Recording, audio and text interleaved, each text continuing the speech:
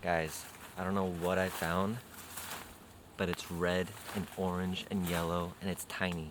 I already know it's amazing.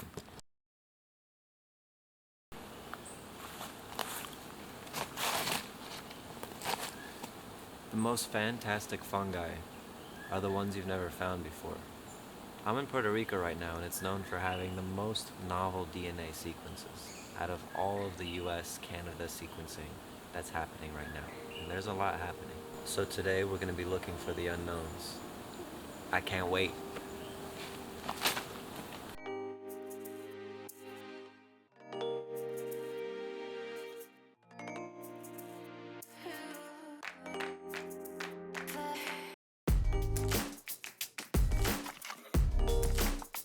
But wait, what is an unknown mushroom, and how do we know it is truly unknown?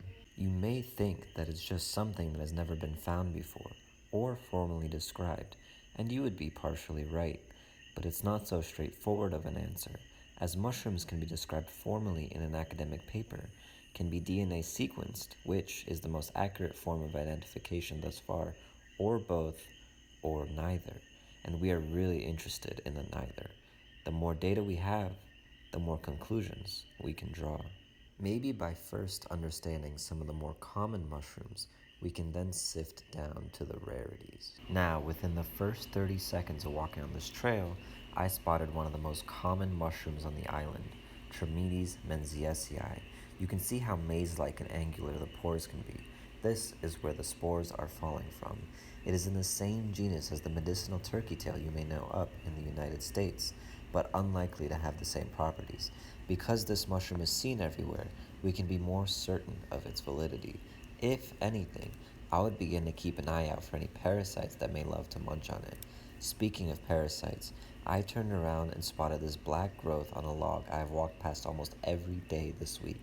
I came closer to get a better look and saw orange parasites on this Pyranomyces, which is just a colloquial term for fungi that shoot out their spores in a flask called a perithecium.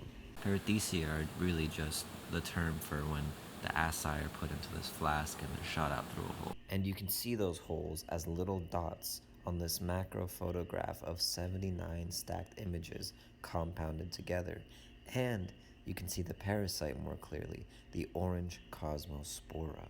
So maybe this black Pyranomyces fungus and Cosmospora parasite may be known in places like New York or elsewhere across the United States, but here in Puerto Rico, they need DNA sequencing.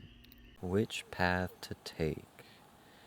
On the right, there's a orange script like in which nobody can ID. By nobody, I mean the experts I'm tagging.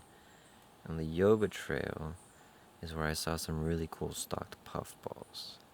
Both lead to an amazing river. The same river with different swimming hole spots. Wow, this is zoomed in like crazy. That's okay. Maybe we'll do yoga for now, and then collect the orange script like on the way back. My arm's not long enough to fit my face into this. Jesus Christ. There is no way I could go on to the mushrooms without mentioning the plants of Puerto Rico. Look at the dew droplets on the seed pod of this canna lily, and the red cardinal guard flowers, as well as this purple flower, which I don't know what it is, but it's beautiful. So one of the things I'm doing constantly, whether it's here in the jungle, because there's not that many mycorrhizals right now, or I'm at home with the drought, or I want to find some small things, is turning over logs. Aye. This one's stuck. And there's not a whole lot to see on this one, except for the fact that there are these white patches everywhere. And so this is the actual mycelium in the wood. And while there's, only a few spots on the outside of the bark, like we got these mycelial strands, you can see that the inside is completely colonized. So if we really wanted to, we could take this home, put it through DNA sequencing and find out exactly what it is, but I don't know if that's worth it. You can see the inside here. So the mushrooms are here. Just gotta wait for the right timing. Ooh. And this is exactly why you stop and sit down. Because look at this. Look at these little cups.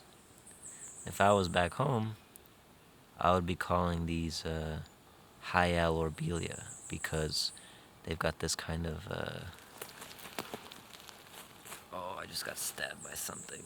Ooh.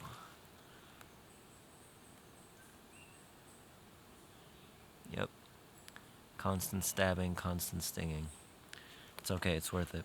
I would call these Hyal orbelia because they're kind of attached to the wood in these upright shapes. But we are not in New York. We are in Puerto Rico. So I am no more than 10 feet where I last found the Hyal orbelia in the log full of mycelium. And I saw this splash of white on the forest floor. Now this is extra cool. It's basically a stage of something called a xylaria. And when the xylaria are older, very conveniently, there's one right here, right next to it. Let's see if I can get both of these in focus. So these may or may not be the same. It's very likely that they are the same. So you could have the first asexual stage on the left and then the final form on the right. I played around with some focus stacking photographs of this xylaria, and this was by far my favorite one. Guys, I don't know what I found, but it's red and orange and yellow, and it's tiny. I already know it's amazing. Let's see if I can get some good videos and photos before this thing dies on me. Look at this. Wow. That's absolutely incredible, whatever this thing is. Look at the color. This is small too. There's the tip of my finger right next to it. I also wanted to show you this guttation. Something that fungi do, they exude liquid. Notice how the fungus itself, well, we're really getting into fungus rather than mushroom here. But the fungus itself is this whitish gray color versus the guttation is almost yellow. Absolutely amazing. Before my camera died, I was able to at least get a focus stacked photo. It isn't my favorite, the composition isn't my favorite, there's some sort of stick in the way, but I was also able to grab a shot of the underside, and there you can see that the gills are not fully touching the stem. It's hard to see, and I only learned this post-imaging, post-posting to iNaturalist because some experts posted that this was a species in the genus Pluteus, and not only that, they identified it down to section Celluloderma, which honestly I've never heard of before in my life. But this is the true unknown mushroom, where even the people who know their Pluteuses, who know these mushrooms, could not figure it out.